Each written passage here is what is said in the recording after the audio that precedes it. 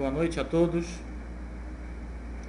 A paraxá dessa semana, Parashat Bo, paraxá que narra principalmente os últimos momentos de Am Israel na terra do Egito.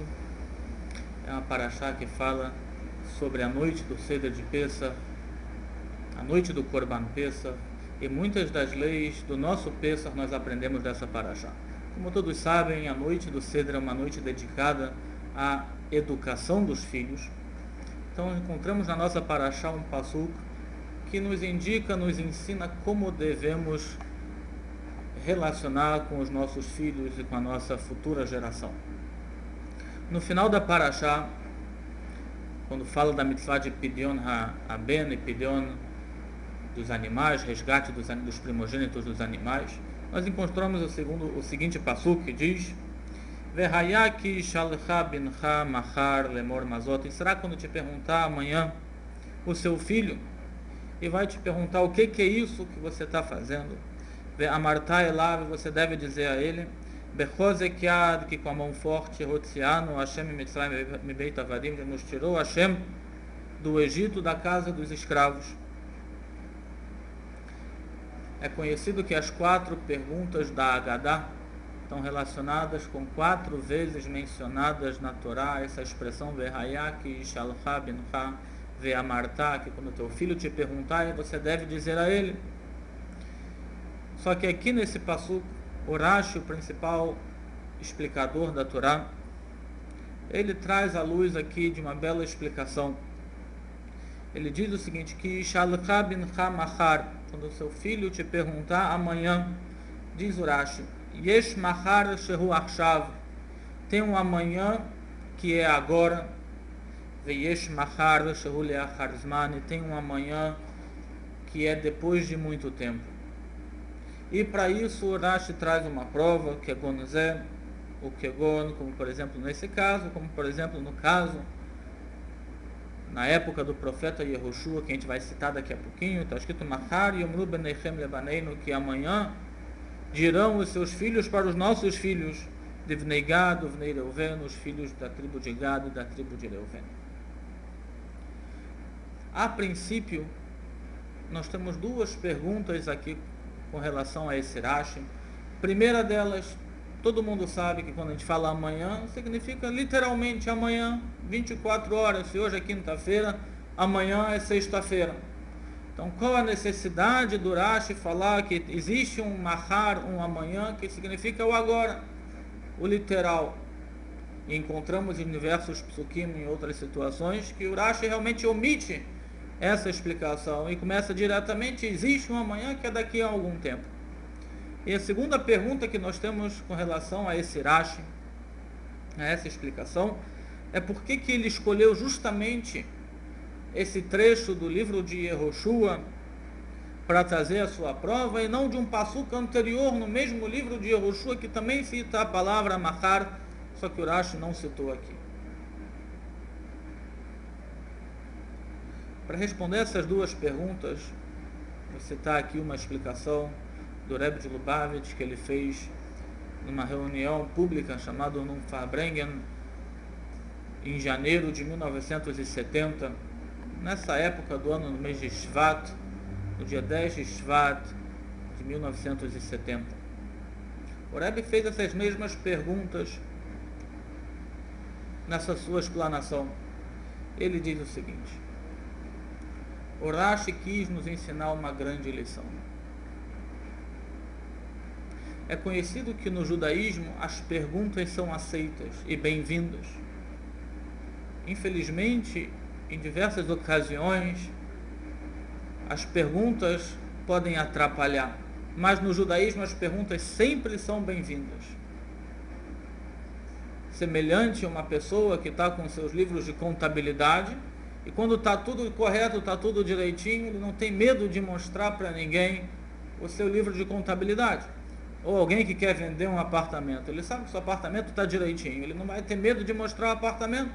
A pessoa só tem medo e receio de alguma coisa quando algo está errado. Então no judaísmo todas as perguntas são bem-vindas, porque nós temos na Torá a resposta para todas as perguntas, independente de onde vem a pergunta e qual seja a pergunta. O judaísmo não tem medo e ainda estimula o estudo. E o estudo no judaísmo é através de perguntas e respostas. No judaísmo se estimula as perguntas. Então nós temos aqui a pergunta de 2 filhos. Na Agadá nós temos a pergunta de 4 filhos. Mas aqui nesse passuk, o Rashi nos ensina a pergunta de 2 filhos. E o Rashi fala o seguinte: existem 2 tipos de filhos. Tem um filho que é considerado o mahar, o amanhã literal, que é o logo depois do hoje. E tem um mahar, tem um amanhã que é distante.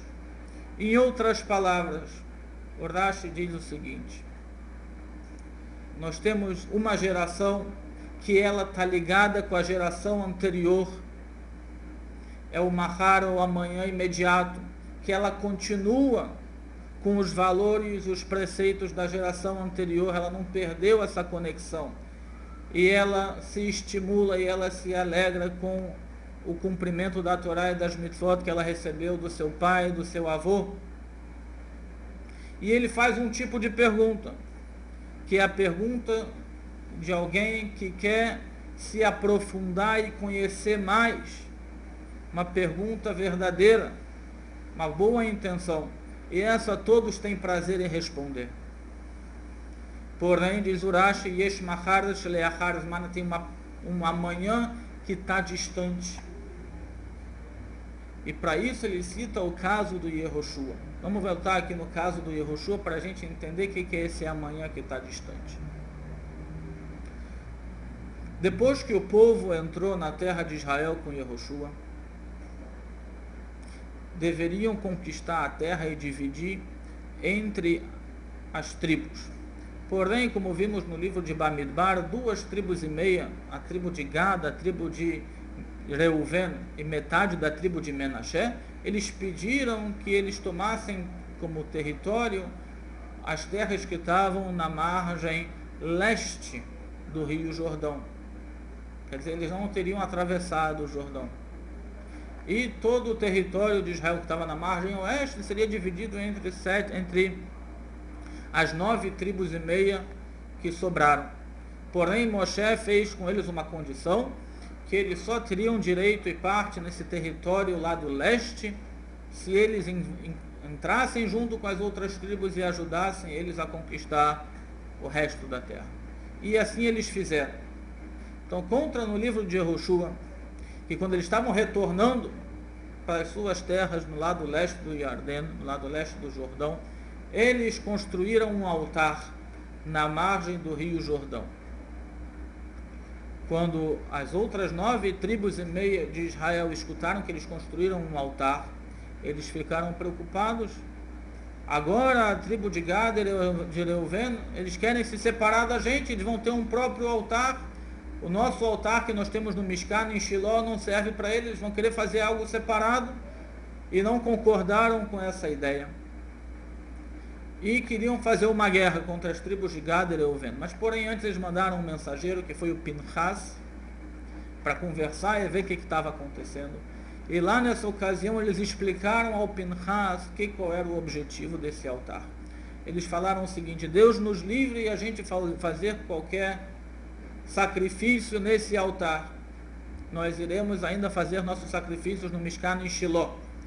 Porém, esse altar aqui será um testemunho, uma lembrança para todos os Yehudim, para todos os habitantes de Israel, que daqui a alguns anos, hoje vocês sabem que nós entramos em Israel junto com vocês na conquista, mas vai passar um tempo, vai passar a primeira geração, a segunda geração, a terceira geração, e infelizmente é possível que eles vão esquecer isso que aconteceu agora.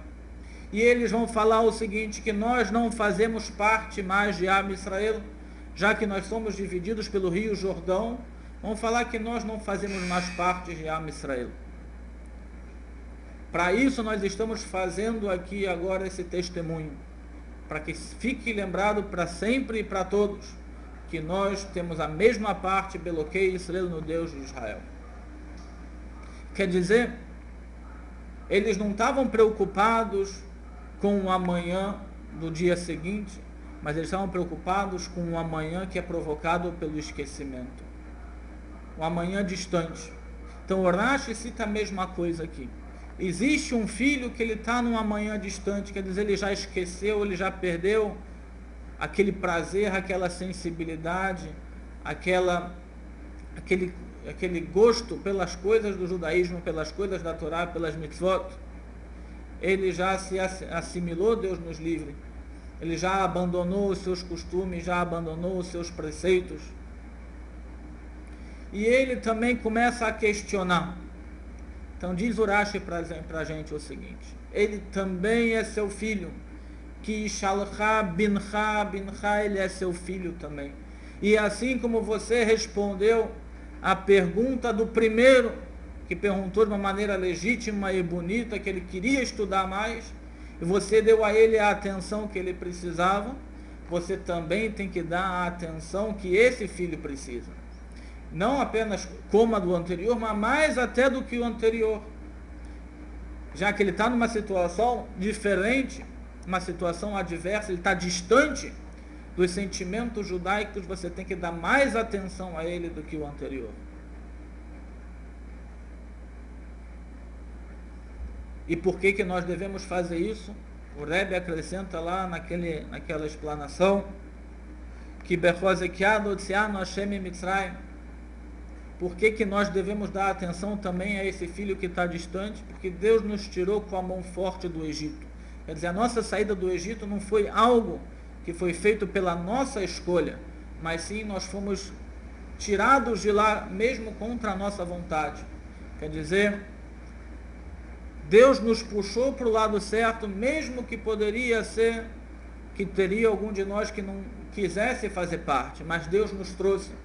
Então isso também nos ensina que mesmo que tenha um Yehudi que aparentemente ele está afastado, mas ele tem o direito e nós temos o dever de aproximá-lo e atender todas as suas perguntas e dar a ele todas as respostas, como falamos no início.